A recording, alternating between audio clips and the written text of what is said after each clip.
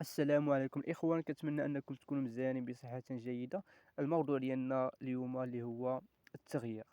أي واحد كتجي واحد مرحلة أنه كيفكر أنه يتغير، لأن الوضع اللي فيه ما راضيش عليه.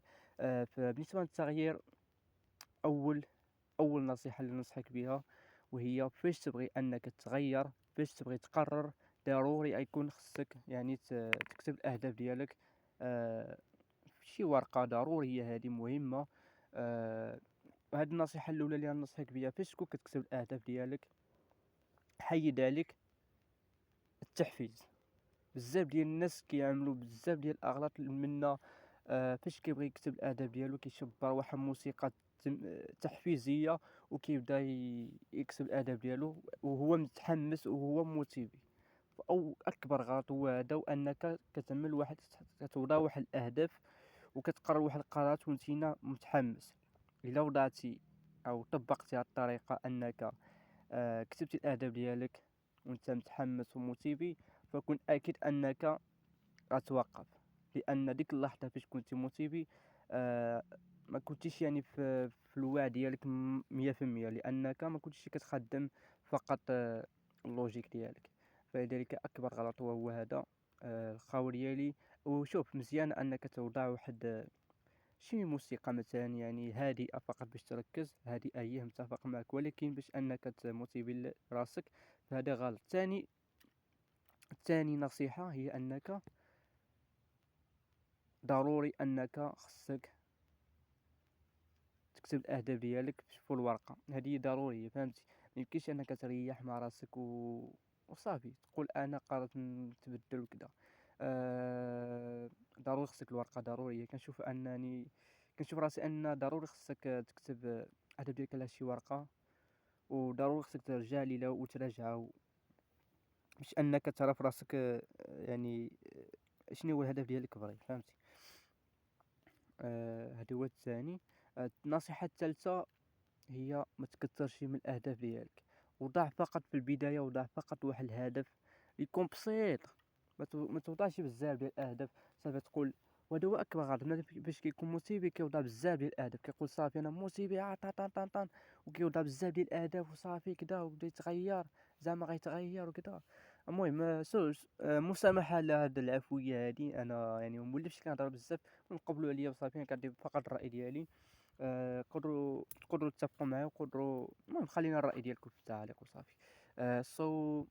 في كنا ضروري خصكم تكتبوا فقط هدف واحد او ماكسيموم جوج الاهداف. مثلا نعطيك مثال، انت مثلا الهدف ديالك انك تغير، صافي غتقول انني باغي نولي كنتريني، ندخل للكلوب نولي كنتريني، نولي كنقرا كتوبه، نتعلم مثلا التجاره الالكترونيه، باغي مثلا نولي مجتهد في الدراسه ديالي. ف الا وضعت بزاف ديال الاهداف هذه غتشتت وغتوقف 100%، غتوقف. ضروري. شوف، وضع ماكسيموم جوج اهداف. قل مثلا ادخل للكلوب، ادخل للكلوب وبدا تمشي دائما. وتا تشوف راسك انك صافي يعني ولات من العادات ديالك، ما كتجبرش واحد المشكل وما كتعقلش انك تمشي تريني، فهنا تقدر تزيد اهداف اخرى، فهمتي؟ اما الا وضعتيهم كاملين في البدايه، بزاف الطوبي ديالك، الخاوي ديالي نهار واحد وغتوقف، فهمتي؟ المهم، هذه هي النصيحه الثالثه. النصيحه الرابعه، عرف راسك انك غادي تفشل وغادي توقف وغادي توحل وما تجبرش ني تعمل. فاللي بغي نقول لك انك بقى ملتزم داكشي اللي عملتي، بقى ملتزم فري، بقى ملتزم.